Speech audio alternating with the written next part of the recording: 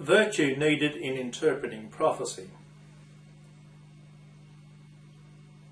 In 1 Thessalonians 19-20 we are told, "Do not quench the spirit, do not treat prophecies with contempt." We are told immediately following this to test them all, hold on to what is good, reject every kind of evil. 1 Thessalonians 5:19-22.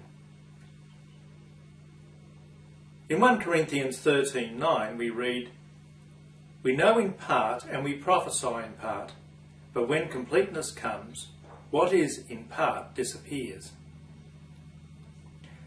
We are further told in Ezekiel 14:4 that those who consult prophets without an upright heart are putting themselves in danger. Thus we read, "When any of the Israelites set up idols in their hearts and put a wicked stumbling block before their faces and then go to a prophet, I the Lord will answer them myself in keeping with their great idolatry." There are some very important principles for the discernment of prophecy advanced here.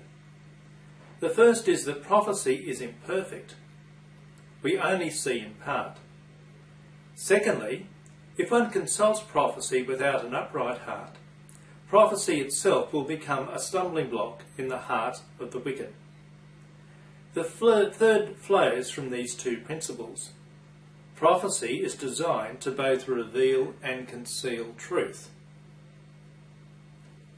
In Numbers 12:3 and verses 6-8 we read, "Now Moses was a very humble man, more humble than anyone else on the face of the earth. When there is a prophet among you, I the Lord reveal myself to them in visions. I speak to them in dreams. But this is not true of my servant Moses. He is faithful in all my house. With him I speak face to face, clearly and not in riddles. He sees the form of the Lord." In these words we are told that it is only Moses who sees God face to face and not in riddles, because of his upright heart. Similarly, in Matthew 5:20, Jesus says, "I tell you that unless your righteousness surpasses that of the Pharisees and of the teachers of the law, you will certainly not enter the kingdom of heaven." And again in Matthew 5:8, "Blessed are the pure in heart, for they will see God." In 1 Corinthians 13:11-12 we further read, "When I was a child, I talked like a child. I thought like a child. I reasoned like a child. When I became a man, I put the ways of childhood behind me. For now we see only a reflection in a mirror. Then we shall see face to face. Now I know in part, then I shall know fully, even as I am fully known."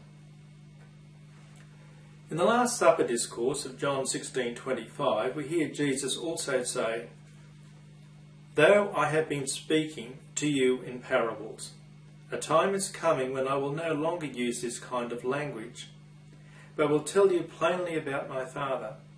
The spiritual life is an ongoing process of purification. Our ability to discern prophecy is itself, to a degree, a product of our own spiritual progress. We must be very careful. The Pharisees thought they could see but were judicially blind. In John 7:24, Jesus admonishes the Pharisees to stop judging by mere appearances, but to judge correctly.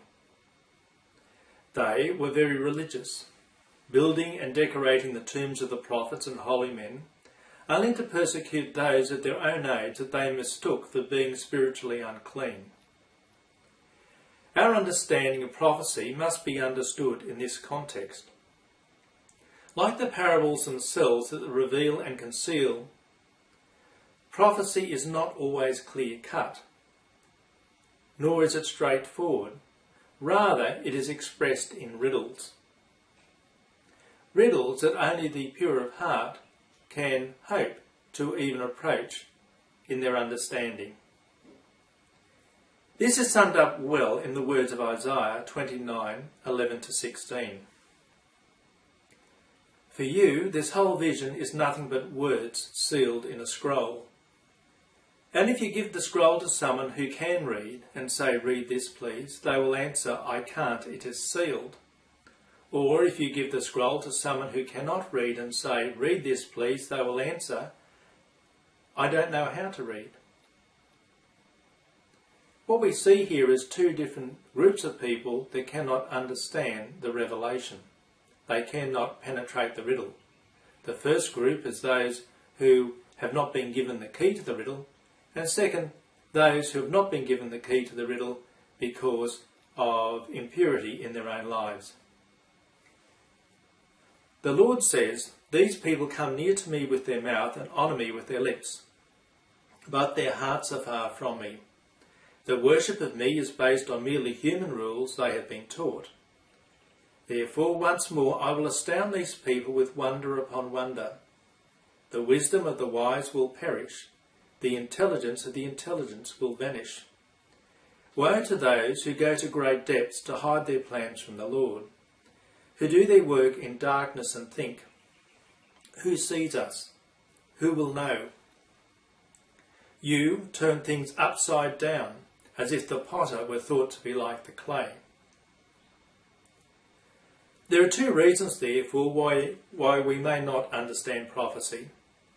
The first reason is because of our sin. This may be active sin in the present or scarring from past sin.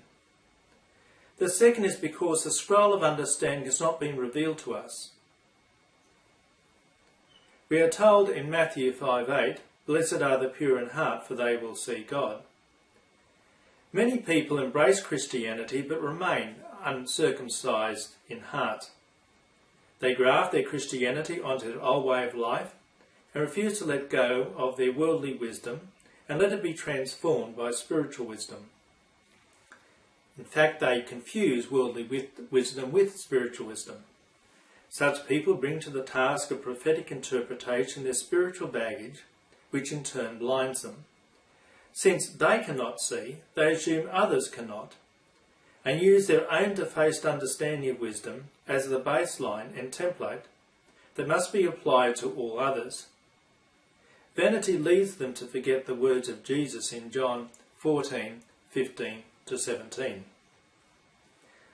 "If you love me, keep my commands, and I will ask the Father, and he will give you another advocate to help you and be with you forever, the Spirit of truth.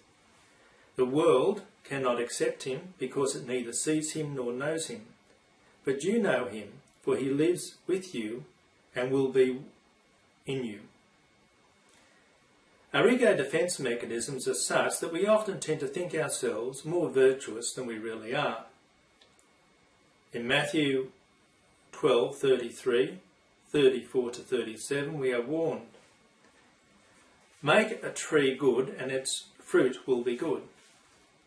Or make a tree bad and its fruit will be bad. For a tree is recognised by its fruit. A good man brings good things out of the store of good stored up within him. And an evil man brings evil things out of the evil stored up in him. But I tell you that everyone will have to give account on the day of judgment for every empty word that they have spoken. For by your words you will be acquitted, and by your words you will be condemned." In Luke 6:26 we read, "Woe to you when everyone speaks well of you, for that is how their ancestors treated the false prophets." In Matthew 24:4-14, Jesus further warns us,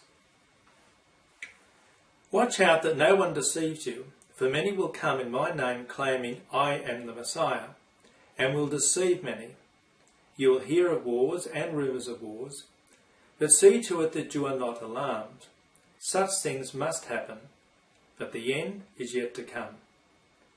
Nation will rise against nation and kingdom against kingdom. There will be famines and earthquakes in various places. All these are the beginning of birth pains. Then you will be handed over to be persecuted and put to death, and you will be hated by all nations because of me. At that time many will turn away from the faith and will betray and hate each other, and many false prophets will appear and deceive many people. Because of the increase of wickedness, the love of most will grow cold, but the one who stands firm to the end will be saved. And this gospel of the kingdom will be preached in the whole world as a testimony to all nations, and then the end will come. In John 12:35-36, Jesus declares shortly before his passion, "You are going to have the light just a little while longer. Walk while you have the light before darkness overtakes you. Whoever walks in the dark does not know where they are going. Believe in the light while you have the light, so that you may become children of light." When he had finished speaking, Jesus left and hid himself from them. Many Christians are like the people of Isaiah's day.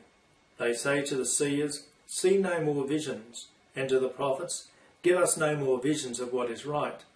Tell us pleasant things, prophesy illusions." Isaiah 30:10. Like Isaiah and the other prophets, all who remain faithful to the gospel message and become serious followers of the way of virtue that leads to union with the Father will be tested by fire. Central to this is the need to learn to discern prophecy. We need to be able to discern false from true prophecy.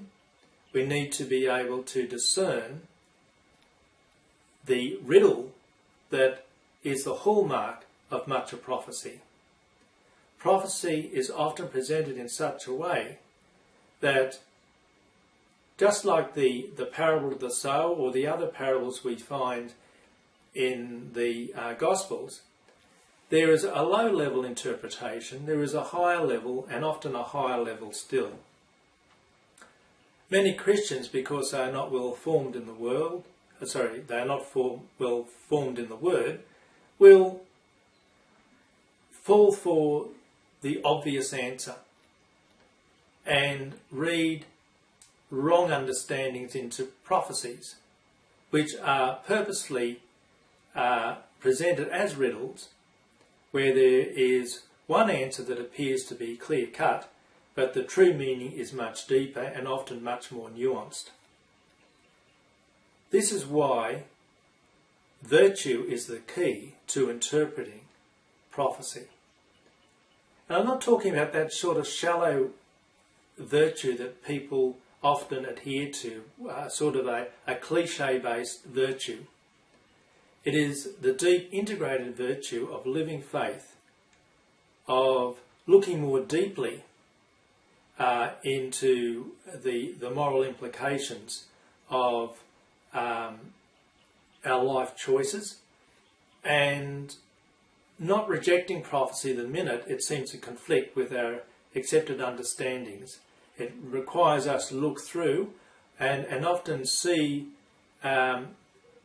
beyond the stumbling block that is an essential part of much of prophecy, which is designed to put off people and to let their sin mislead them.